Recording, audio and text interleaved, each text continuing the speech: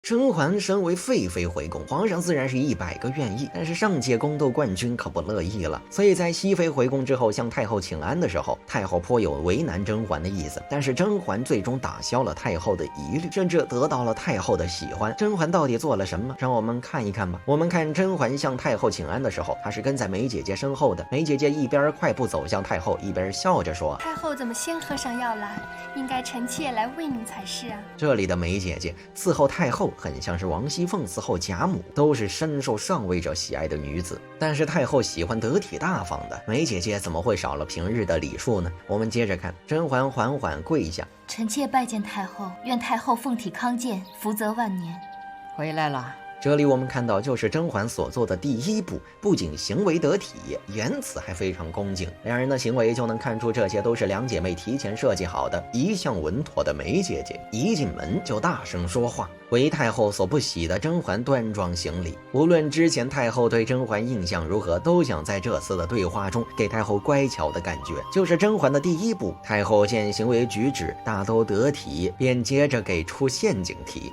永寿宫住的还习惯？甄嬛想都没有想就回答：“永寿宫太过奢华，臣妾很是不安。”这话便是甄嬛在来之前就压好的题目。前面甄嬛刚进永寿宫的时候，皇上就说这是交房之宠，再没有旁人拥有了。那时候的甄嬛就表示无福消受，是甄嬛深知流言蜚语能害死人，宁愿住的一般，也不愿被人捧杀。这里甄嬛的回答不能说是谦虚，而是真实的心理情感，是内心的实话。太后接着发难说药太苦，这药喝得哀家舌头发苦，去倒掉也罢。这里太后直接不同甄嬛说话了，甄嬛还怀着身孕，一直在行礼，身子其实会很难受，这也是太后给甄嬛出的难题。而梅姐姐故技重施，说起了油腔滑调的话：“如今这怕苦不肯吃药，又闹小孩子的脾气，可不是越活越年轻了。”而此时梅姐姐的玩笑话也让太后察觉了，太后还笑着批评梅姐姐：“一向哀家瞧着你是多稳重的一个人，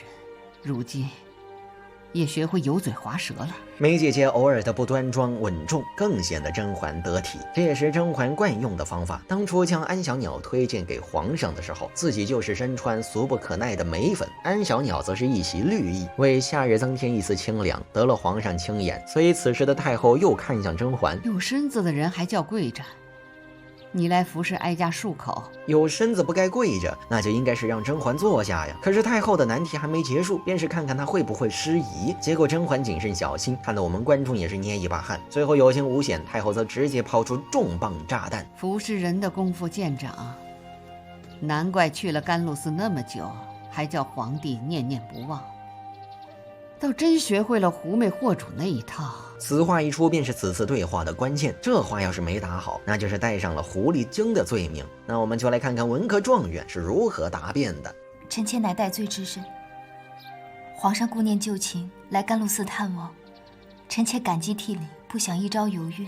皇上思虑皇儿是皇室血脉，不忍其流落在外，所以格外怜悯臣妾。”这段话便是将自己摘得干净，从一开始就是皇上和子嗣使我进宫，我本身没有任何非分之想。这话倒也有几分道理，皇嗣本就稀少，断不能跟着甄嬛在宫外吃苦，便将自己摘得太干净。太后也非常不喜，隐隐认为甄嬛有所隐瞒。如此说来，甘露寺一事只是你与皇上偶遇，并非故意设计又重博圣宠吗？这里太后便说明了为难的真正原因，子嗣也好，回宫也罢，但是如果这一切都是在甄嬛的设计之上，太后也是断不能容忍的，所以她一定要问清楚，不能被埋在鼓里。甄嬛这时陈情：“臣妾不敢欺瞒太后，皇上与臣妾并非偶遇，因为当时臣妾未出月而离宫，身子一直不好，所以前去凌云峰常住。皇上来甘露寺时不见臣妾，以为臣妾还病着，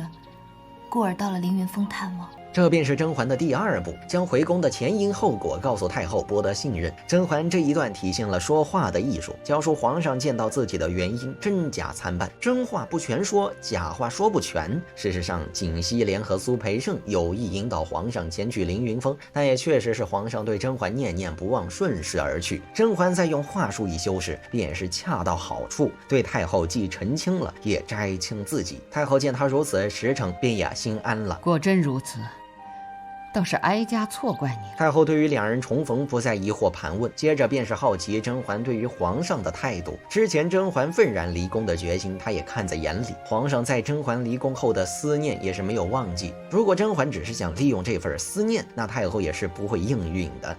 如今怎么又肯跟皇帝重修旧好，还有了孩子？这里问到的问题，甄嬛竟一时没有了言语，让梅姐姐都有些心焦，忍不住想帮忙，被太后生气驳回。其实甄嬛何尝不知道此次进宫艰难，甄嬛回宫后和皇上相处也是每一分每一秒都在煎熬，但是此时的她必须打起精神回复太后的问题。皇上是一国之君，不是臣妾一人之君。朝堂之事，臣妾虽为父亲伤心，却也只会恨诬陷之人，不敢怨恨皇上。臣妾当日执意离宫，是以为皇上对臣妾毫无情分，因而万念俱灰。可皇上来看臣妾，臣妾就知道皇上并非无情。今日侥幸回宫，臣妾只想安心侍奉皇上，弥补过错。这里的回答令太后十分满意。甄嬛分了3点论证自己真心愿意回宫侍奉皇上：一是皇上是天下人的皇上，不是他一个人的皇上，他也明白了皇上需要顾全大局，显得懂事得体；二是当年的无情是因为皇帝表现的无情，所以心灰意冷，并没有欲擒故纵；三是如今回宫别无所求，先是将皇嗣生下，再是弥补之前辜负皇上真情的过错。这3点一说完，太后再无疑问，看甄嬛的眼神也变得温柔。如今只是没了疑问，但是心中偏见也并未消减。都说嘴上说10遍不如做1件，做实事也是甄嬛的第3步。甄嬛回宫后，齐嫔对甄嬛和她肚子里的孩子颇为不满，甄嬛也毫不示弱，在齐嫔多次恃宠而骄、没有规矩之后，便赐给齐嫔1碗糙米薏仁汤，算是打压后宫不良之风。梅姐姐说太后很是欣赏甄嬛，太后知道了，很是欣慰，不住口的赞你。太后也知道了。后宫里还有谁不知道的？熹妃娘娘好大的气势，一下子就镇住了后宫不良之风。太后本来还对你心存疑虑，现下倒是100个放心了。综上所述，甄嬛突然回宫，惹得后宫不满，连身在主位的太后也有所忌惮。甄嬛用了3步，彻底打消了太后的疑虑。先是在盘问的时候，甄嬛妥当的礼仪与高超的话术，让太后非常满意，暂时放下戒心。最后1碗糙米薏仁汤更是乘胜追击，甄嬛真不愧是这一届的宫斗冠军。